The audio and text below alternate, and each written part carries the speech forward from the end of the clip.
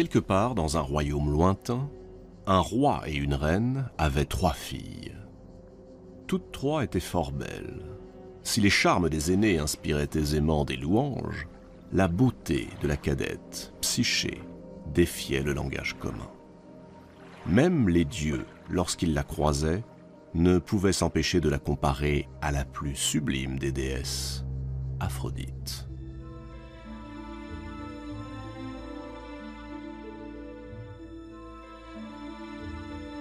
Les 2 sœurs avaient trouvé des maris, et pas n'importe lesquels, de nobles princes.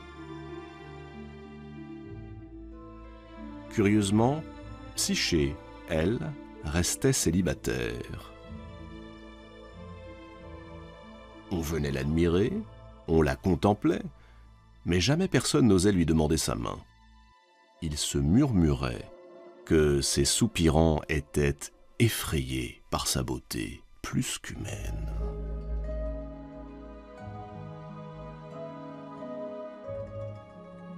Pendant ce temps, là-haut, sur l'Olympe, celle que tous les dieux avaient sacrée déesse de la beauté, Aphrodite, fulminait. Ce spectacle était pour elle une offense, un sacrilège.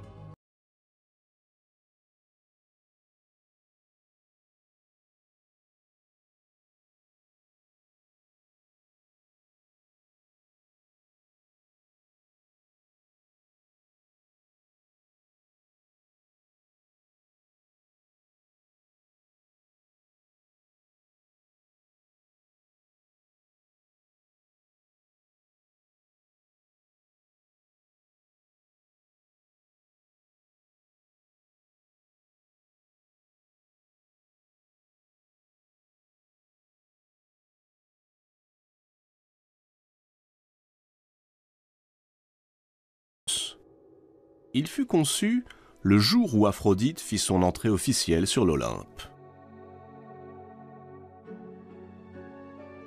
Ce jour-là, un grand banquet fut donné. Zeus invita toutes les divinités, y compris les dieux très anciens devenus marginaux. Parmi ces dieux se trouvait Poros, dieu de la richesse et de l'abondance.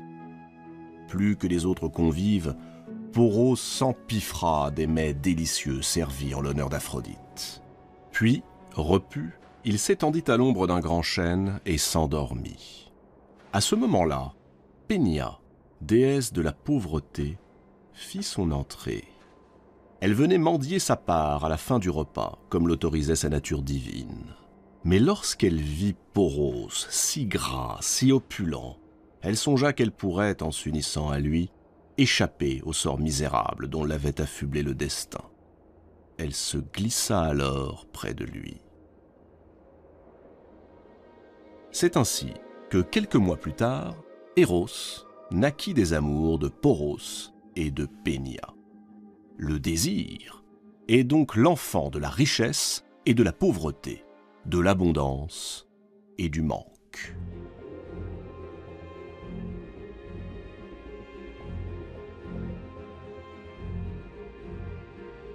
Aphrodite a fait d'Eros le messager de l'amour. Aphrodite inspire la passion amoureuse. Eros, au service de la déesse, est chargé de former les couples. Une flèche en or pour embraser les cœurs, une flèche en plomb pour rendre ses victimes à jamais insensibles à l'amour.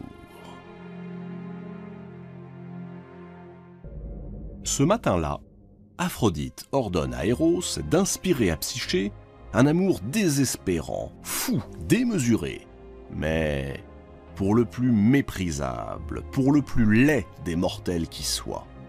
Un monstre, précise-t-elle, un être hideux. Eros obéit. Il part, armé de son arc et de ses flèches. Lorsqu'il arrive près de Psyché, elle dort. Eros s'arrête net, ébloui. Jamais il n'a vu un être d'une telle beauté. Psyché est parfaite. Il comprend mieux la jalousie d'Aphrodite. Dans son émotion, il trébuche, il tombe, et il se blesse avec l'une de ses flèches, celle en or. Et voici Eros, fou amoureux de sa proie. Il remonte sur l'Olympe, où il tourne en rond. Il s'étiole, se consume, tout en se gardant bien de révéler à Aphrodite le mal dont il souffre. Elle en deviendrait folle de rage.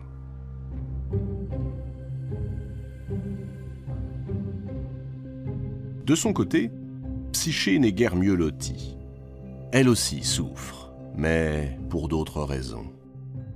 Elle pleure, se désespère de voir le temps qui passe et toujours personne dans sa vie. Désemparé, son père se rend à Delphes, le sanctuaire consacré à Apollon, et il interroge l'oracle. Comment trouver un mari à sa fille? À Delphes, l'oracle est rendu par la Pythie, une prêtresse qui transmet aux mortels les intentions des dieux. Et ce jour-là, l'un des dieux, à moins que ce ne fût une déesse, souffle à la Pythie cette réponse effrayante. Psyché doit être vêtue comme pour un mariage, puis abandonnée au sommet d'une colline où son futur époux, un monstre terrible, viendra prendre possession d'elle. Le roi est effondré. Pas un instant, il n'imagine abandonner son enfant. Encore moins la livrer à une créature horrible. Aucun père ne pourrait l'accepter.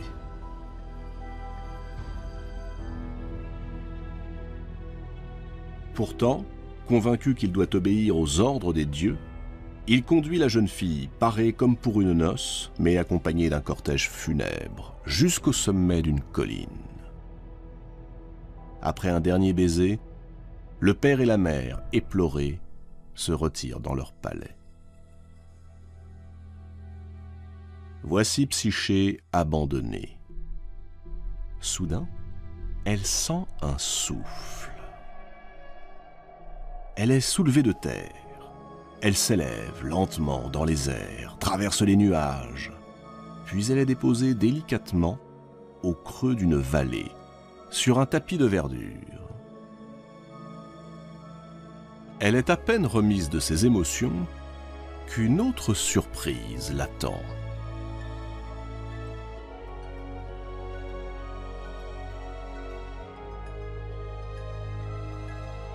Là, devant elle, se dresse un superbe palais, tout d'or et de marbre, entouré d'un jardin aux arbres magnifiques.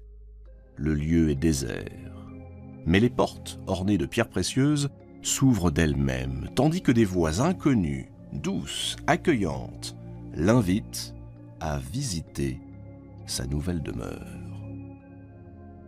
Étrangement, Psyché n'éprouve aucune peur. Elle se met à parcourir le palais. Elle va d'étonnement en étonnement, de merveille en merveille. Le soir, encore tout éblouie, elle rejoint une magnifique chambre apprêtée à son intention et elle s'endort.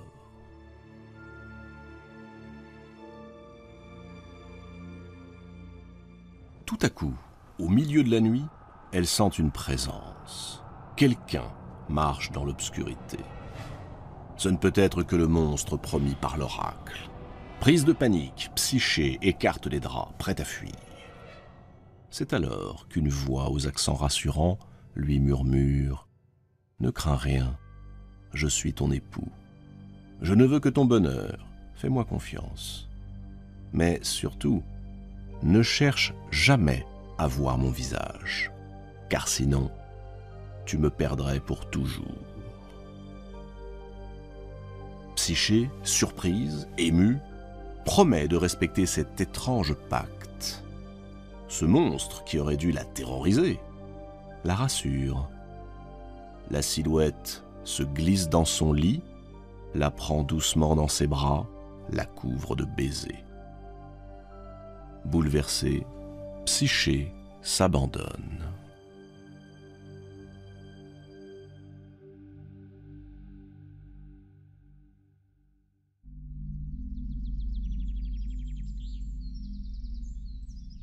Au matin, lorsqu'elle se réveille, le lit est désert. Psyché est seule. Elle le sera durant toute la journée et tous les jours qui suivront. Et chaque soir, à la nuit tombée, son époux viendra la rejoindre. Comme elle s'y était engagée, elle ne cherche pas à voir son visage. Étrangement, elle se surprend à aimer de plus en plus leurs étreintes.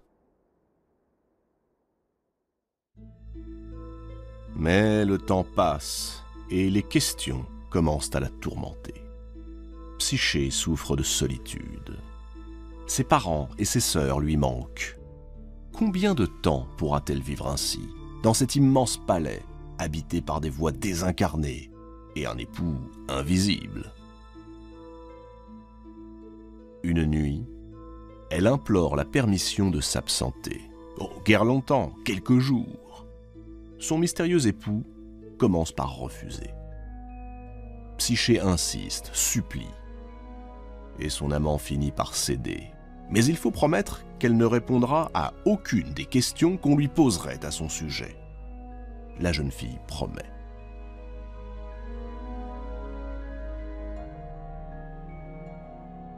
Et la voilà d'un souffle ramenée sur la colline où elle avait été exposée. Et de là, elle n'a aucun mal à retourner chez elle. En voyant réapparaître leur fille, qu'ils croyaient perdue à jamais, les parents de Psyché sont fous de joie. On fête son retour, on s'émerveille de la savoir saine et sauve. Ses sœurs aussi semblent ravies. Mais à partir du moment où elle leur décrit le palais magique, les innombrables présents dont son amant la comble, la jalousie l'emporte. À coups de questions perfides, les deux sœurs parviennent à faire avouer à Psyché la vérité. Non, elle n'a jamais vu le visage de son époux. Alors, elle s'en donne à cœur joie. Il doit s'agir d'un être de cauchemar puisqu'il refuse de se montrer. Elles décrivent à Psyché un horrible serpent dont la gueule s'ouvre comme un gouffre immense. Nul doute qu'un soir, il la dévorera. Psyché est tellement impressionnée par tout ce qu'elle entend que le doute, peu à peu, prend possession d'elle. Elle veut savoir.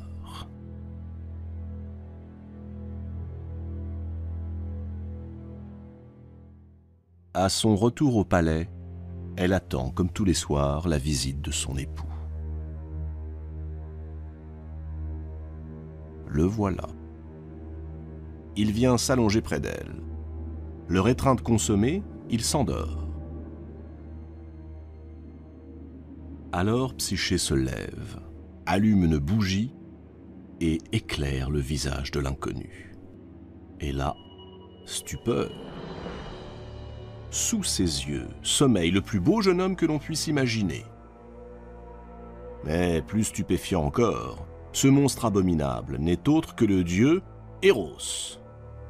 Psyché frissonne, sa main tremble, et une goutte de cire tombe sur l'épaule du dormeur. Il s'éveille. Un regard, un geste à peine, et furieux d'avoir été trahi, il disparaît. Il l'avait averti.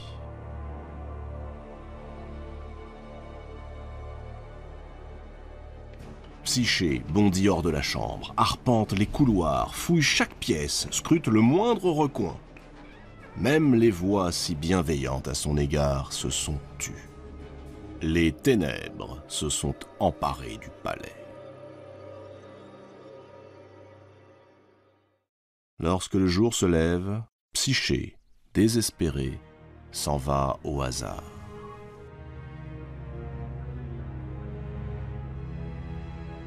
Arrivée au bord d'une rivière, elle reste un moment sur la berge, éclate en sanglots. Elle n'a pas perdu un homme, elle a perdu l'amour. C'est le pire châtiment qui soit.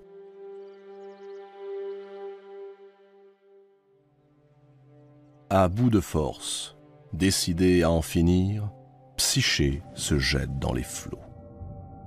Mais à peine a-t-elle plongé que la rivière, compatissante, la rejette et la dépose sur la berge. Devant elle apparaît soudain une étrange créature, mi-homme, mi-bouc. C'est le dieu Pan, le dieu des bergers et des pâturages. Habituellement, Pan se plaît à faire peur aux voyageurs qui s'égarent dans les bois. Mais là, manifestement, il éprouve de la peine pour la jeune fille, une peine sincère. Si elle se bat, si elle surmonte tous les obstacles, alors elle finira certainement par reconquérir l'amour d'Eros. Psyché se laisse convaincre par les paroles de Pan. Et elle entame sa quête. Elle va de temple en temple. Partout, elle prie, elle supplie qu'on lui rende son amour. Mais les dieux se méfient de la colère d'Aphrodite. D'ailleurs, la déesse veille et sa vengeance reste à assouvir. Aphrodite considère toujours Psyché comme sa rivale. Elle surgit devant elle. Les voilà face à face. La déesse et la mortelle. Aphrodite déclare à Psyché qu'à partir de cet instant, elle sera son esclave. Rien ne lui sera épargné. Elle lui indique un rocher qui se dresse au sommet d'une montagne escarpée. Là, jaillit une source dont les eaux noirâtres se répandent dans les marais du Styx, le fleuve des enfers. Aphrodite remet une fiole à Psyché et la somme de se rendre à la source, d'emplir la fiole de son eau et de la lui rapporter. Psyché s'exécute. Elle commence à gravir la montagne.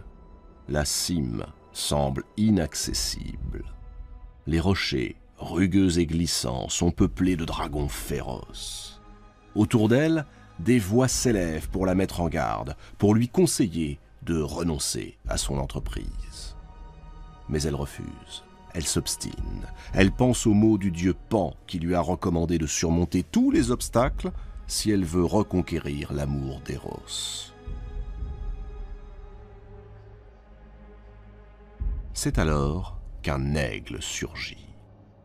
C'est l'aigle de Zeus, le roi des dieux.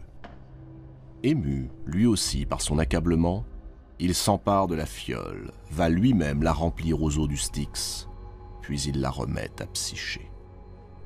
Aphrodite enrage. Après Pan, Zeus. Elle se demande si Eros n'est pas en train d'ameuter tous les dieux de l'Olympe pour aider son amante. Mais c'est impossible. Pour le punir d'avoir séduit Psyché, Aphrodite a enfermé Eros à double tour dans une chambre de son palais. La fureur d'Aphrodite est à son comble. Elle remet à sa rivale un étui cerclé d'or et elle lui ordonne de se rendre aux enfers. Psyché manque défaillir. Les enfers, le royaume des ombres.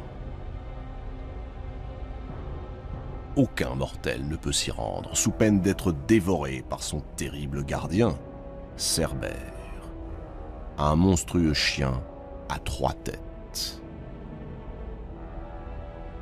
Sur ce monde enténébré règne un couple redoutable, Hadès et son épouse Perséphone. C'est justement elle, précise Aphrodite, que Psyché doit aller trouver. Elle lui remettra l'étui avec ces mots. Aphrodite implore un peu de votre beauté.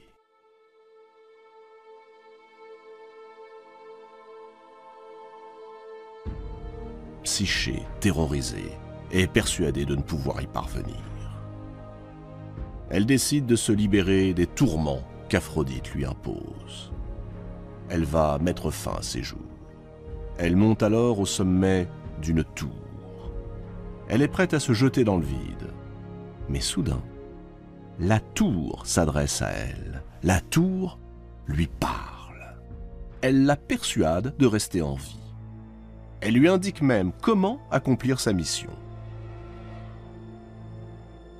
À Cerbère, elle offrira un gâteau trempé dans du vin drogué. À Charon, le passeur, quelques pièces pour qu'il lui fasse franchir le Styx.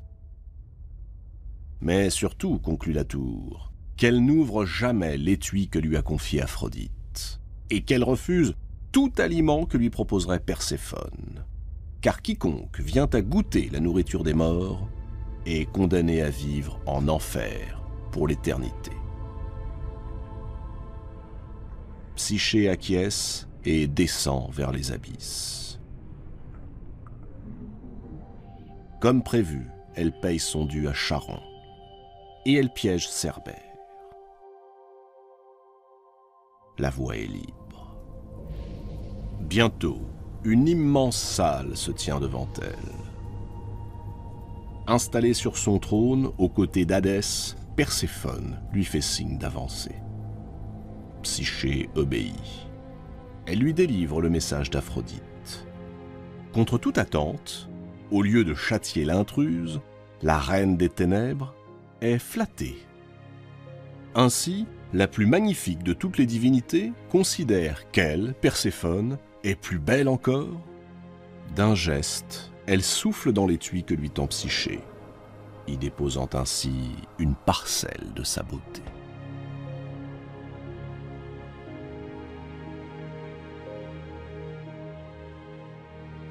Sur le chemin du retour, alors que la partie est gagnée, Psyché est prise d'un désir irrésistible. Et si la beauté de Perséphone, précisément, lui permettait de reconquérir son amour perdu? Psyché ouvre l'étui. Et à ce moment-là, un vertige s'empare d'elle.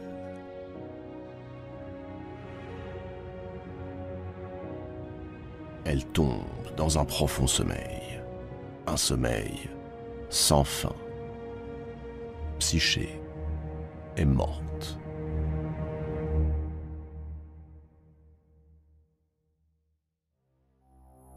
Eros a tout vu. Il n'y tient plus. Il s'évade du palais d'Aphrodite. Il monte sur l'Olympe et se rend auprès de Zeus. Devant le dieu des dieux, il s'agenouille et implore son pardon. Oui, il a désobéi à Aphrodite en succombant au charme d'une mortelle, qui plus est la rivale de la déesse. Mais Psyché, dit-il, a suffisamment souffert. Eros estime qu'elle a largement mérité l'immortalité, et il souhaite l'épouser selon l'ordre divin. Eros plaide sa cause avec tant d'habileté que Zeus se laisse fléchir. Il accorde son pardon et promet d'accueillir Psyché parmi les immortels, sur l'Olympe. Eros retrouve alors sa bien-aimée. Il se penche lentement sur elle, dépose un baiser sur ses lèvres. Psyché se réveille.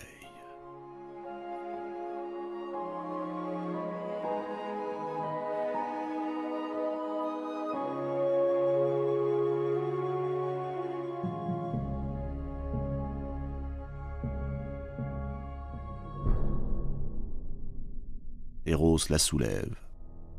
Il l'emmène chez les dieux, où Zeus l'accueille comme il s'y était engagé.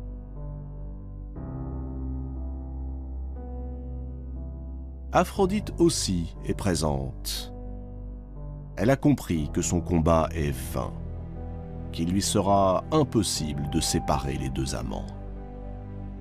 Face à cette puissance infinie, Aphrodite rend les armes. Alors, en présence de toutes les divinités, Psyché est invitée à consommer le nectar de l'immortalité, l'ambroisie. Depuis ce jour, on dit que l'âme qui erre sur terre à la recherche de l'amour idéal ne trouvera de réconciliation avec le corps que dans l'au-delà. Tout comme Psyché ne retrouva Eros qu'après sa mort, sur l'Olympe, où elle siège désormais parmi les dieux.